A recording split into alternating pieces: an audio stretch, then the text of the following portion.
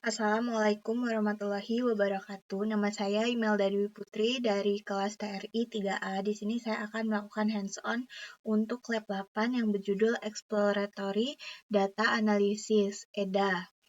Jadi di sini saya menggunakan dataset dari Air Quality and Pollution, dan di sini ada link sumbernya yaitu Air Quality. Nah, ini sumbernya. World Air Quality. Nah, terus di sini di sini ada tahapan exploratory data analysis (EDA), meliputi yang pertama persiapan dan pemahaman data, yang kedua pembersihan data, missing value dan outlier, yang ketiga statistik deskriptif, yang keempat analisis hubungan antar variabel, yang kelima visualisasi dan interpretasi.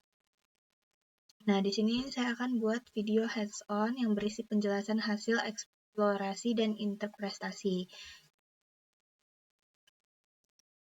Nah, langsung saja di sini saya buka laporan praktikum. Terus sebelumnya di sini saya akan menjelaskan apa sih EDA itu. Exploratory Data Analysis atau EDA adalah tahapan awal dalam analisis data yang bertujuan untuk memahami karakteristik dan pola yang terdapat dalam dataset sebelum dilakukan analisis lanjutan atau pemodelan. EDA membantu peneliti atau analisis data untuk mengenali distribusi data, hubungan antar variabel, serta mendeteksi adanya masalah pada data seperti nilai hilang, missing value, duplikasi, atau data yang tidak konsisten. Nah, tahapan EDA itu biasanya meliputi ada statistik deskriptif seperti mean, median, modus, dan standar deviasi untuk mengetahui gambaran umum data.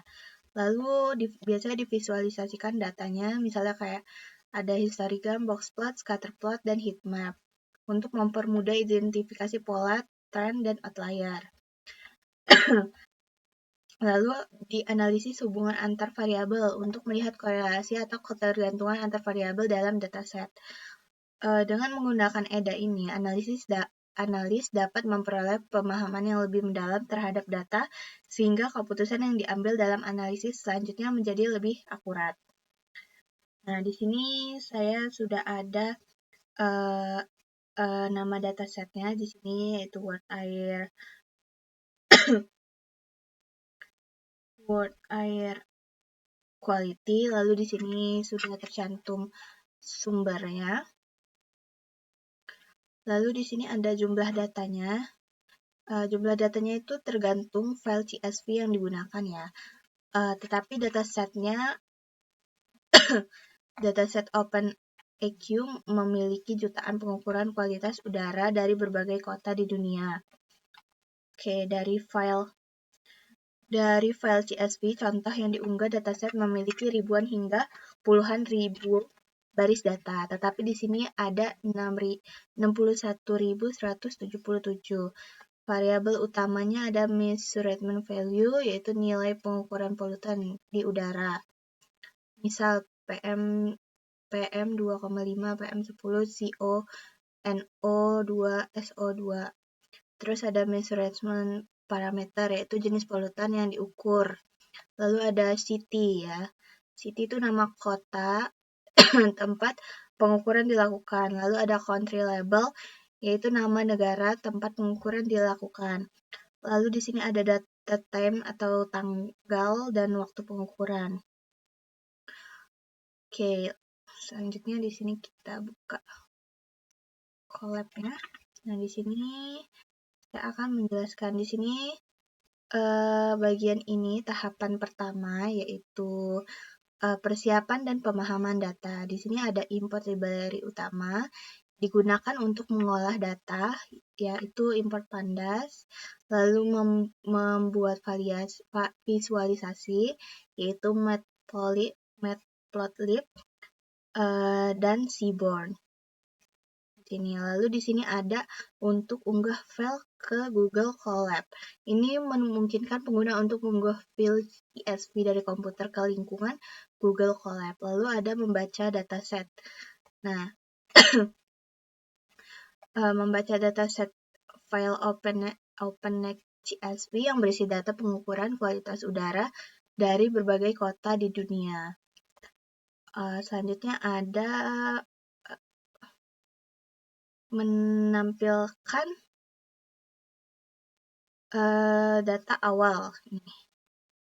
Menampilkan 5 baris data pertama dari dataset agar kita dapat melihat struktur awal. Lalu di sini ada informasi umum dataset menggunakan print df info. Ya, df info itu menampilkan tipe data, jumlah data tiap kolom, serta memeriksa apakah ada nilai kosong atau nol. Lalu di sini ada ukuran dan nama kolom. Nih, df-save menunjukkan jumlah baris dan kolom, sedangkan df kolom menampilkan nama-nama kolom yang ada. Lalu di sini ada penjelasan hasil output. Hasil head di sini seperti country code, city, location, coordinates, pollutant, search name, unit, value, last update, lalu country label. Nah, data ini menunjukkan pengukuran polutan. Misalnya NO2, CO, PM10 di berbagai kota beserta satuan, nilai, dan tanggal pembaruan terakhir. Lalu hasil info menunjukkan bahwa dataset memiliki sekitar 61.177 baris dan 10 kolom. Beberapa kolom seperti city atau location ada yang memiliki nilai kosong atau nol. Sedangkan hasil save and columns 61.000 ini artinya dataset ini memiliki 61.177 data dan 10 variabel utama. Oke. Selanjutnya di sini nomor 2 yaitu pembersihan data atau missing value dan outlier. Oke, tahap ini bertujuan untuk membersihkan data dari nilai kosong, missing value, dan nilai ekstrim seperti outlier, agar hasil analisis lebih akurat dan representatif. Oke, df rename ini yang awal itu untuk mengubah nama kolom agar lebih mudah digunakan dan konsisten dengan analisis selanjutnya. Selanjutnya ada konversi nilai value ke numerik. Oke, di sini untuk mengubah kolom nilai polutan menjadi angka. Jika ada teks atau error di dalam kolom, akan diubah menjadi none atau kosong. Selanjutnya ada check missing value, ya, pakai df is null sum. Itu untuk mengecek beberapa banyak nilai kosong di setiap kolom. Lalu di sini ada hapus missing value menggunakan df clean. df dropna ini untuk menghapus baris yang kolom nilainya kosong agar data bersih.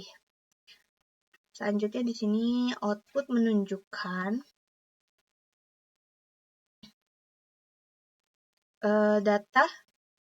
data sebelum pembersihan itu ada 28.624, lalu data sesudah hapus missing value ada 2.864. Artinya, tidak ada data kosong yang perlu dihapus di kolom tersebut. Selanjutnya ada menghapus outlier dengan metode EQR.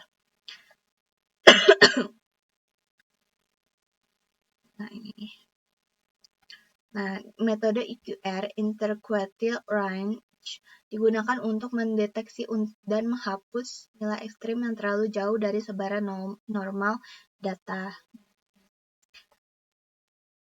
Selanjutnya ada visualisasinya, dia pakai box plot ya.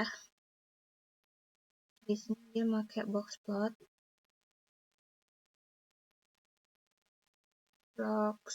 Boxplot SNS Boxplot menampilkan dua grafik boxplot yang sebelum menghapus outlier warna biru, lalu sesudah menghapus outlier itu warna hijau.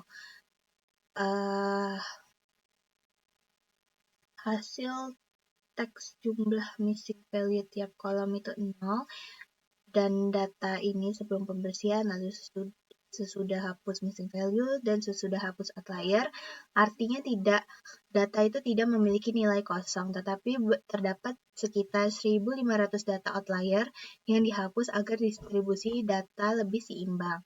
Lalu dari hasil grafik boxplot kiri sebelum terlihat ada titik-titik di luar kotak menunjukkan banyak outlier atau nilai ekstrim.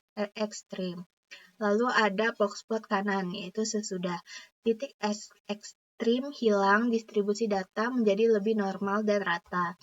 Selanjutnya di sini ada interpretasinya, yaitu terlihat bahwa sebelum pembersihan terdapat beberapa nilai ekstrim outlier pada data pengukuran polutan. Lalu setelah dilakukan pembersihan dalam metode EQR, distribusi nilai menjadi lebih seimbang dan representatif. Selanjutnya di sini nomor 3 yaitu statistik deskriptif. Tahap ini bertujuan untuk melihat gambaran umum statistik deskriptif dari data hasil pembersihan, khususnya pada kolom nilai polutan measurement value. Nah, di DF0 outlier ini, fungsi describe di sini untuk digunakan untuk menampilkan ringkasan statistik seperti count jumlah data, mean nilai rata-rata, STD standar deviasi sebaran data, lalu min atau maksimal itu untuk nilai terkecil dan terbesar, lalu ada 25%, 50%, 75% itu kuartil atau pembagian data dalam 4 bagian. Selanjutnya visualisasi distribusi data. SNS Hisplot ya. Nah, ini membuat histogram untuk memperlihatkan sebaran nilai polutan setelah data dibersihkan dari missing value dan outlier. BINS 30 artinya ini artinya histogram dibagi menjadi 30 kelompok nilai. Lalu ada KDE True menambahkan kurva halus garis biru untuk memperlihatkan pola distribusi data. Lalu ada memberikan interpretasi, itu print grafik. Nah, di sini menjelaskan makna grafik bagaimana persebaran data polutan, apakah miring ke kanan atau ke kiri atau terpusat di tengah. Lalu di sini outputnya dari hasil statistik deskriptif itu artinya adalah dataset memiliki 27.047 data setelah pembersihan. Lalu ada nilai rata-rata polutan adalah sekitar 9,05. Lalu nilai minimum sekitar minus 18 dan maksimum 42, menunjukkan variasi data yang cukup besar. Sebagian besar nilai polutan berada di bawah 15. Lalu di sini ada hasil grafik histogram. Pada grafik ini terlihat sebagian besar batang histogram ini frekuensi tinggi berada di rentang 0 hingga 10, yang berarti sebagian besar lokasi memiliki tingkat polutan rendah hingga sedang. Kurva biru KDE line menurun ke kanan menandakan ada sedikit data dengan nilai polutan tinggi atau ekor kanan lebih panjang. Secara umum, distribusi data tidak condong ekstrim ke salah satu sisi dan cukup terpusat di tengah. Lalu di sini ada interpretasinya, yaitu grafik histogram menunjukkan distribusi nilai polutan dalam dataset. Sebagian besar nilai berada pada rentang tengah dengan sedikit nilai tinggi. Ini menandakan data terpusat dan tidak terlalu condong ke salah satu sisi. Selanjutnya di sini ada nomor 4, yaitu analisis hubungan antar variabel. Nah, di sini ada langsung, yaitu untuk menghitung rata-rata nilai polutan per jenis parameter. Kode ini mengelompokkan data berdasarkan kolom measurement parameter, jenis polutan seperti CO, NO2, PM10, dan lain-lain. Lalu juga menghitung rata-rata nilai min dari setiap jenis polutan. Hasilnya menunjukkan tingkat konsentrasi rata-rata dari masing-masing jenis polutan. Visualisasi dengan grafik batang. Ini SNS bar plot. Membuat grafik batang bar chart untuk menampilkan perbandingan nilai rata-rata antar polutan. Warna menggunakan palet Viridis agar gradasinya terlihat jelas. Tiap batang mewakili satu jenis polutan. Lalu di sini ada memberikan label dan judul grafik, yaitu menambahkan judul dari sumbu XY dan memutar teks agar mudah dibaca. Lalu ada interpretasi hasilnya. Grafik batang memperlihatkan rata-rata nilai untuk setiap jenis polutan yang diukur. Polutan dengan rata-rata tinggi menunjukkan tingkat konsentrasi yang lebih besar di udara. Hasil ini dapat digunakan untuk menentukan polutan mana yang paling dominan di wilayah pengamatan. Nah, di sini ada grafik menampilkan batang-batang berwarna berbeda untuk tiap jenis polutan. Sumbu X menunjukkan jenis polutan seperti BC, CO, NO, NO2, NOx, O3, PM1, PM10, PM2,5, SO2. Sumbu Y menunjukkan nilai rata-rata konsentrasi dari setiap polutan. Dari grafik ini terlihat bahwa beberapa polutan memiliki PM10 dan PM2,5 memiliki nilai rata-rata yang paling tinggi.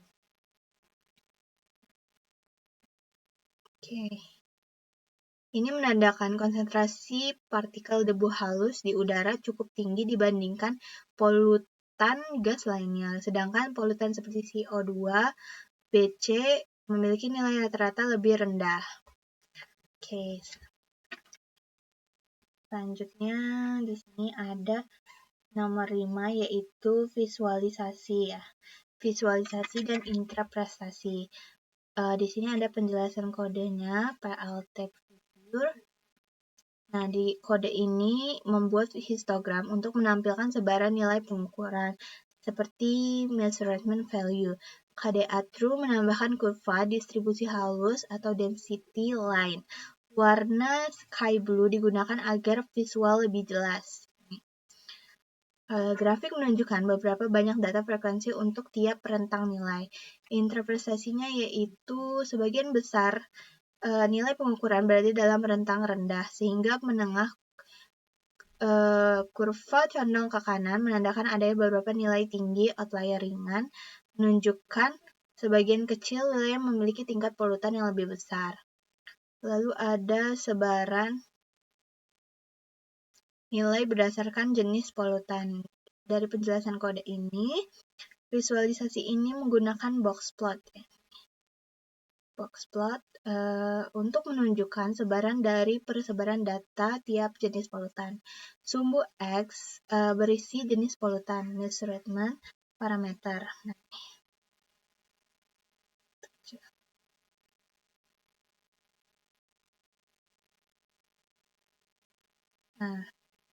Lalu sumbu Y adalah nilai pengukurnya. Boxplot menampilkan median, kuartil, serta outlier.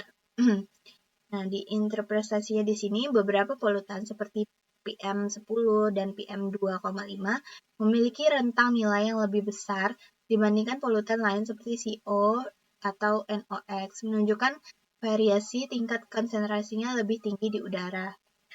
Lalu di sini ada rata-rata nilai per jenis polutan. Jelasannya yaitu kode ini menghitung rata-rata nilai polutan untuk tiap jenis parameter menggunakan grup P dan divisualisasikan dalam bentuk bar chart. Sort values ascending values mengurutkan dari yang tertinggi ke yang terendah. Interpretasinya yaitu polutan PM10 dan NO2 memiliki rata-rata nilai tinggi. menandakan konsentrasi kedua jenis ini paling dominan dalam dataset. Ini bisa jadi indikator utama pencabaran udara di wilayah pengamatan. Lalu di sini ada 10 negara dengan jumlah pengamatan terbanyak. Penjelasan kode. Kode ini yang di atas tadi menghitung jumlah data pengamatan per negara dan menampilkan 10 negara teratas. Value counts menghitung banyaknya baris data tiap negara. Hasil ini divisualisasikan dalam bentuk bar chart horizontal dengan palet warna biru ke ungu. Oke. Jadi di sini interpretasinya yaitu negara seperti United States dan Spain memiliki jumlah pengamatan terbanyak, menunjukkan aktivitas pemantauan kualitas udara yang tinggi di negara tersebut. Lalu ada heat map, korelasi antar semua variabel. Nah, di penjelasan kode, kolom bertipe string diubah menjadi numerik atau encoding, agar bisa dihitung korelasinya. SNS heat map digunakan untuk menampilkan hubungan antar variabel dalam bentuk warna. Warna merah menandakan korelasi positif, biru menandakan negatif. Lalu interpretasinya di sini, sebagian besar variabel memiliki korelasi rendah satu sama lain, menunjukkan tiap variabel relatif independen. Korelasi tinggi umumnya antara variabel yang terkait lokasi dan parameter pengukuran. Lalu di sini ada hubungan antara jenis polutan dan nilai. Dari grafik ini menggunakan scatter plot. Nah, untuk memperlihatkan penyebaran nilai pengukuran tiap jenis polutan. Setiap titik-titik ini mewakili satu data pengamatan. Alpha 0,6 memberikan transparansi agar titik yang bertumpuk tetap terlihat. Dari gambar ini, interpretasinya adalah tampak bahwa polutan seperti PM10 dan PM2,5 memiliki variasi nilai yang lebih kuat dibanding lainnya. Ini menunjukkan perbedaan tingkat konsentrasi yang signifikan antar jenis polutan. Oke. Nah, di sini ada kesimpulannya.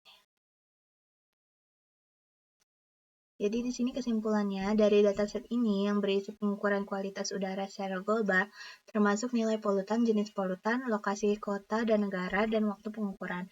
Dataset ini cocok untuk dianalisis tren kualitas udara, perbandingan polutan antar wilayah, dan deteksi outlier atau pencemaran tinggi.